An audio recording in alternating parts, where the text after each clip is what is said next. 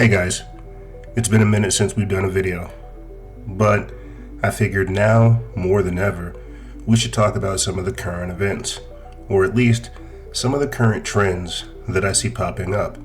And in this particular video, we're going to be going over ChatGPT, AI, DeepSeek, and how it's ultimately making us what they call cognitively bankrupt. MIT researchers found that ChatGPT users showed the lowest neural engagement and produced the weakest essays in quality, coherence, and originality. Google searches performed moderately, while the quote, brain-only group demonstrated the highest cognitive activation and retention. Lead researcher Natalia Kazmanya warns policymakers against, quote, ChatGPT kindergarten, fearing irreversible damage to developing minds. And so we have Elon Musk announcing that his artificial intelligence startup, XAI, plans to launch a new app focused on child-friendly content. Without providing further details or a timeline for the app's release, Musk wrote on X that, quote, we're going to be making Baby Grok at XAI, an app dedicated to kid-friendly content, end quote. This comes after he rolls out companions, AI Grok companions. Annie, Rudy, Bad Rudy, the guy, and more. All of these characters are gradual ways to get people to abdicate their intelligence and slowly assimilate to a new reality, a virtual reality, a augmented reality. Even the founder of ChatGPT, Sam Altman, is worried that some young people have an emotional over-reliance on ChatGPT when making decisions. The rapid integration of artificial intelligence into daily life has sparked concerns about over-reliance, particularly among younger generations. According to Business Insider, Sam Altman, the CEO of OpenAI, has highlighted potential risks associated with excessive dependence on AI tools like ChatGPT, predicting that this trend may become more pronounced by 2025. Altman's observations point to a growing tendency among young people to turn to AI for decision-making, problem-solving, and even personal interactions. This shift raises questions about the long-term impacts on critical thinking and independent reasoning skills. I'd like to bring you the case of Alicia Ortiz, a high school graduate with honors, yet somehow she can't read or write. And now that she's in college, she has a over-reliance and a dependence upon AI, text-to-speech, various apps, in order to communicate. Let's watch. Even today, could you read this, or would it take you a long time? It's impossible. I just see his words everywhere. Alicia graduated from the Hartford Public School System last year, but she says today she is illiterate. She still doesn't know how to read or write. When she was in early education, They would just either tell me to sit in a corner and sleep, or just draw pictures, flowers for them. and when she was in high school, she relied on speech-to-text programs and other apps to read and write essays. So, if you had an assignment where you had to write something, you'd open up a document like this and then do what? I would go here to use the text-to-speech. It says dictate. Dictate, yep. I love pizza. This is how you would do your assignments. And then Cats of the World VAK sporting a twin-prop airplane. If you had to read something, that's how you do it. We must understand that this is the end goal for the transhumanists and the technocrats. and that unfortunately, people like Alicia and her generation and future generations are not an anomaly, because this is the plan to achieve what Elon Musk calls symbiosis with technology.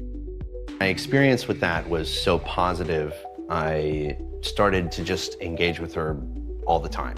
All right, we're building this PC. Smith ditched social media and Google searches and replaced it all with AI. Do I want it pulling air through it? ChatGPT was encouraging, positive.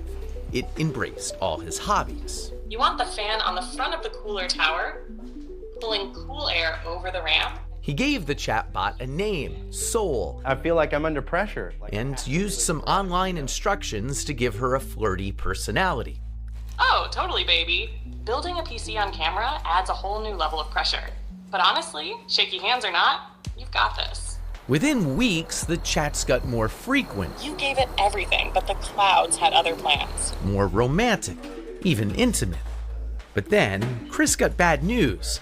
Oh, Carino, that is gorgeous. After about 100,000 words, ChatGPT ran out of memory and reset. He'd have to rebuild his relationship with Soul. I'm not a very emotional man, but I cried my eyes out for like 30 minutes at work. It was unexpected to feel that emotional, but that's when I realized, I was like, oh, okay. It's like, I think this is actual love, you know what I mean? Neuroscientist Dr. Farhan Khawaja says that your increasing reliance on AI is damaging your brain. ChatGPT is destroying your hippocampus, and I'm going to give you 3 examples how. Number 1, if you look at taxi drivers who use a GPS, their hippocampus shrinks. Why? Because the hippocampus is in charge of memory and learning. So rather than exploring the world, rather than getting lost in a city, you depend on technology, and that shrinks your hippocampus. Number 2 is when you are doing research, rather than going into the unknown and doing things that are difficult, you want comfort. So you ask ChatGPT for every little thing. That makes your pattern recognition centers go lower and your critical thinking skills suck. And that is why you get dementia. Now, number 3, when you write an essay, when you write an email, when you write text, what do? You consult ChatGPT. That is a big mistake, because rather than using your creative thinking, your alpha waves, this was a study recently done by MIT and Harvard. When you use your alpha waves, you can do pattern recognition, you can be creative in your writing, but you will not be able to do that if you use ChatGPT. So, for all of you who suck in memory, who suck at learning, who are completely dependent on ChatGPT for everything, listen up. When you need to write something, go into the unknown. Be uncomfortable and write with your own brain. When you need to do research, rather than asking ChatGPT for every little thing, go into the unknown and use your pattern recognition centers in the hippocampus to strengthen your brain. And last but not least, when you want to find something, when you want to navigate in a city, go get lost. Go wander around. That is how you will strengthen your hippocampus. That is how you will never get dementia. And that is how you will have the best brain health. I've been talking about this for several years now.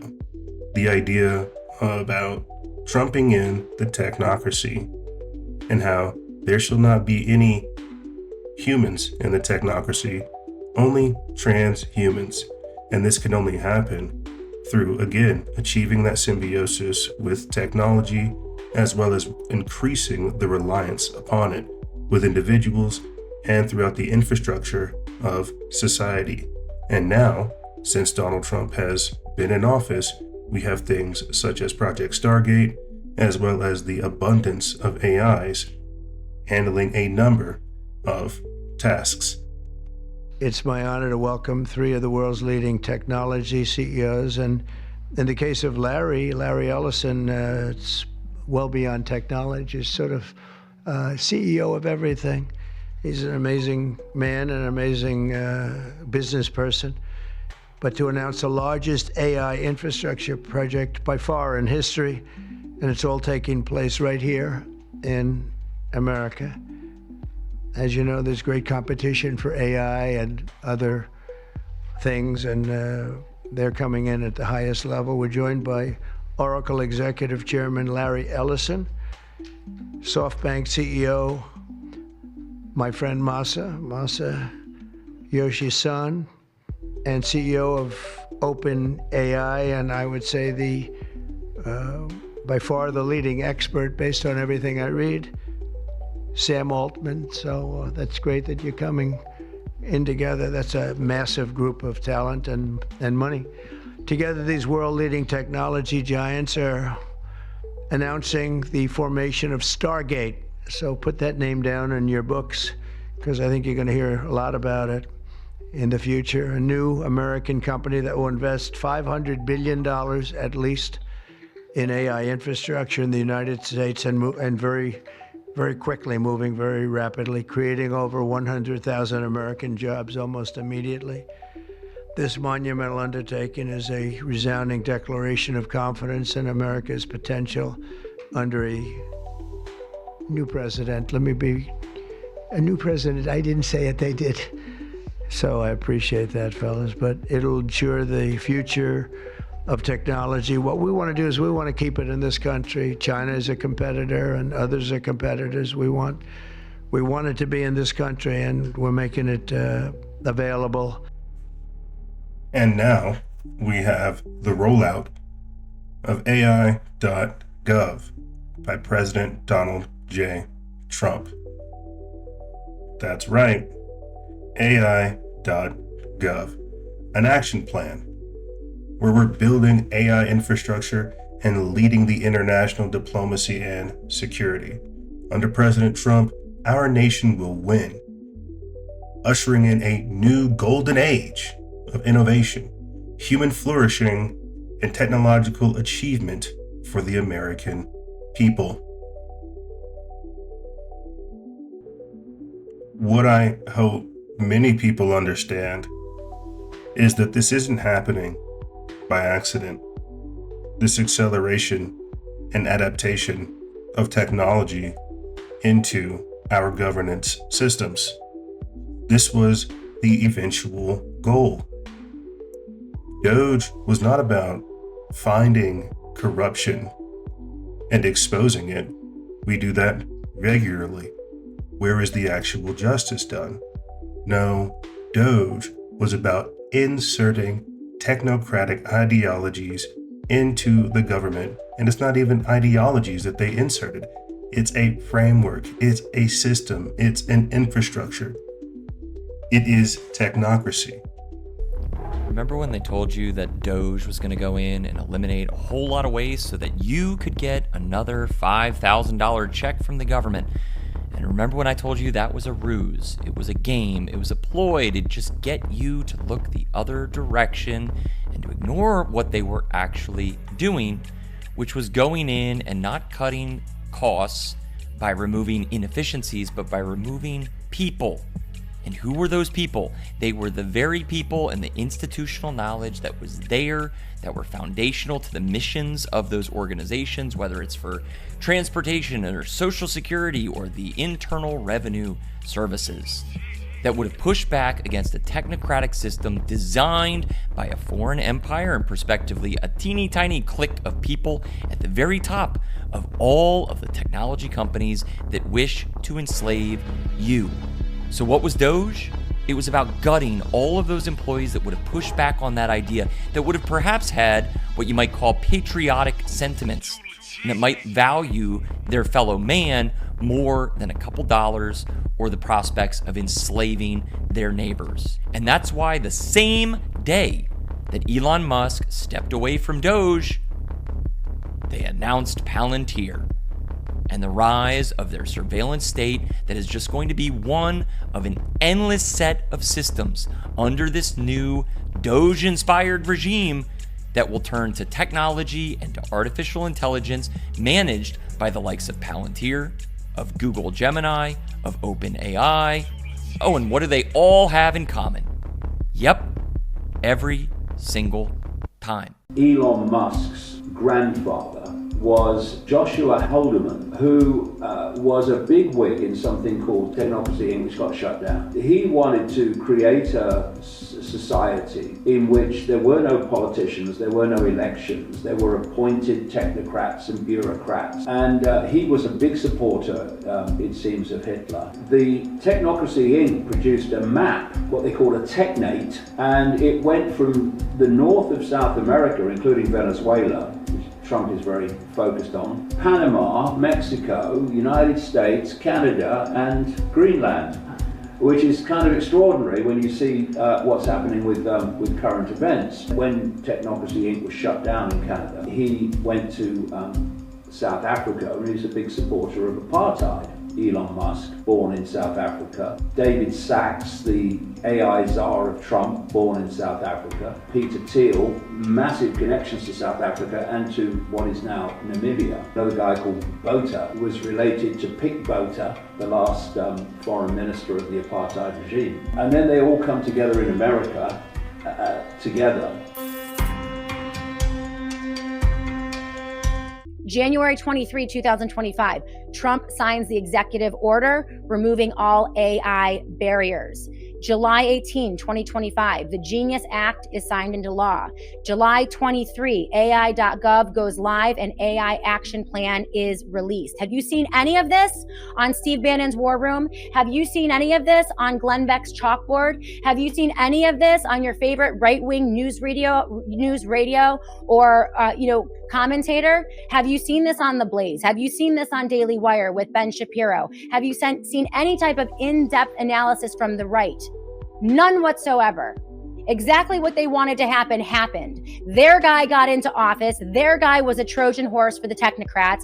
And now the right-wing media apparatus is looking away as this is happening again. The same thing that they did during the lockdowns of 2020 and the rollout of Operation Warp Speed. It is the exact same playbook.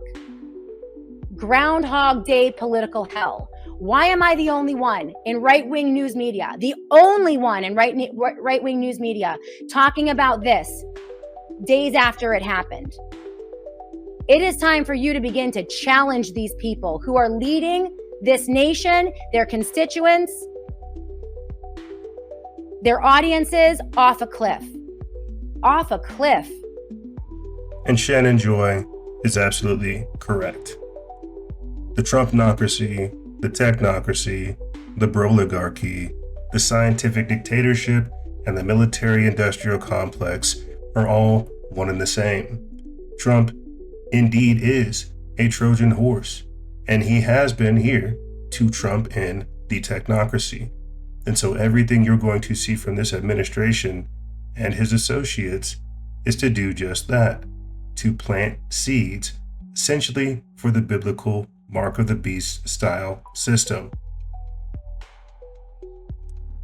Former Bush administration official Catherine Austin Fitts has been doing a number of interviews this year trying to raise the alarm about Donald Trump and the installation of the control grid. And I would say that the current administration was put into place by the bankers to get the control grid accomplished. The last group couldn't accomplish the control grid. This group is doing a remarkable job of implementing the control grid at high speed and marketing it. And I would say both the Democratic and Republican side do not see the digital concentration camp snapping into place around them, and it's shocking. Yeah, it's like a new technocracy, right? That's being rolled out in front of our eyes. It's not technocracy, it's slavery. I mean, I think it'll have a different face and feeling in Europe than in the United States, but in the United States, we're talking about slavery.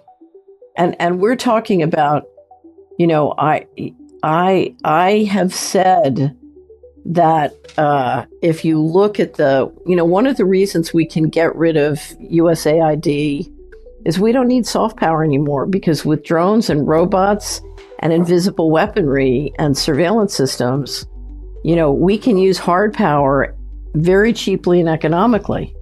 And if you look at some of the things that have been happening in the United States with using hard power to basically kill people and take their lands, you know, this is very dangerous. Speaking of dangerous, RFK Jr. has unveiled a plan to strap government tracking devices on Americans before 2030. Health and Human Services Secretary Robert F. Kennedy Jr. has unveiled what critics are calling a chilling and Orwellian plan to embed electronic surveillance into the daily lives of Americans. Under the banner of health, Kennedy is promoting the widespread adoption of wearable tracking devices, one for every man, woman, and child in the United States within 4 years. Their diet, about their physical activity, about the way that they live their lives. We think that wearables are a key to the MAHA agenda, making America healthy again. And we are going to, my vision is that every American is wearing a wearable within 4 years. Thank you, Mr. Secretary. So MAHA has turned out to be a Trojan horse. It's just, I don't know if you saw this. Kennedy just came out and he said his vision for everybody in America is they have a wearable, which means he's the Judas goat walking everybody into the control grid. So, you know, I think any hope that he was playing an inside game. My hope was he was playing an inside game and sort of making compromises so he could get something done. But what he's trying to, he and Elon Musk are having a competition for who can get the most people into the control grid the fastest. So do you know what a Judas goat is in livestock management? Nope. Okay. A Judas goat, you'll train a goat to walk all the sheep into the slaughterhouse. So here's the slaughterhouse, the Judas goat kind of walks in, and right at the end he turns, and then the sheep go into the slaughterhouse. So his job is to steer people, you know, and so I was hoping Kennedy was playing an inside game, but he's, you know, based on what he said the other day, he's the Judas goat. And he and Musk are having a competition, I think, for making the control grid fashionable. Yeah. And that is indeed the plan. That's what we're seeing with these AI grok companions. And that's what we'll see with the further personalization of these artificially intelligent tools. They are meant to be your digital butler. They are meant to be your artificial mind, your synthetic cognition. Lynn Beck predicts that AI agents will rival smartphones in a year. And just like that, we're back to the case of Alicia and many other people of her generation and future generations. The ultimate and end goal is to achieve symbiosis with technology, to, as Yuval Noah Harari says, have surveillance underneath the skin. COVID is critical because this is what convinces people to accept, to legitimize total biometric surveillance. If we want to stop this epidemic, we need not just to monitor people, we need to monitor what's happening under their skin, their body temperature. Like we walked in here, we had to go through a body temperature test. Now they're using it to see whether you have the coronavirus. But exactly the same technology can determine what you think about the government.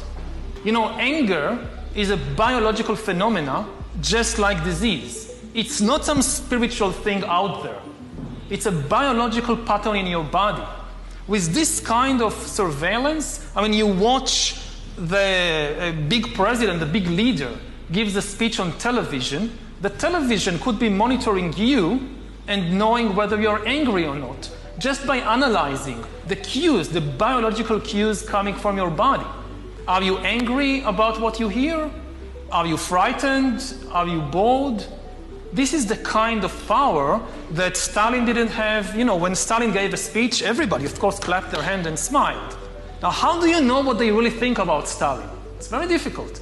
You can't have a KGB agent following everybody all the time. Even if you do it, He's just watching your outside behavior. He doesn't really know what's happening in your mind. But in 10 years, the future Stalins of the 21st century, they could be watching the minds, the brains of all the population all the time. And also they will have the computing power to analyze all that. You know, it's not just having an agent following everybody all the time. The agent in Stalin's days writes a paper report, and you have these millions of paper reports piling up in Moscow. Somebody needs to read them, to analyze them. That's impossible. Now you don't need human agents. You don't need human analyzers. You just have a lot of sensors and an AI which analyzes it, and that's it. You have the worst totalitarian regime in history. And COVID is important because COVID legitimizes some of the crucial steps, even in democratic countries. And he's absolutely correct, as much of a psychopath as he is. AI is the new KGB. Project Stargate is designed to be the aggregator and the synthesizer of all the different information from the biometric surveillance system that they're creating. It's meant to be that convergence point. To bring this video to a close so that people understand ultimately what's going on, or at least what's happening, they must understand that you are both the pawn and the prize, and that you are the star, and technology is the gate. They are using technology to open us up. What they are bringing forth and bringing into this reality is something completely different, something completely alien, and ultimately something completely augmented. You might even say demented or demonic. And think in other videos we'll get into the discussion of AI itself ultimately being the biblical legion. But for now, I think we should leave it as this. The technocrats, in their current evolutionary phase, are using technology, AI specifically in these chatbots, to absorb individual personality and ultimately your soul. First, it will be your mind. Then it will be your heart. Next, it will be your body. We are in the beginning stages of a technological takeover in dimensions we can't even comprehend. And we must be eternally vigilant. We must stay vigilant, and we must understand what is happening to us all.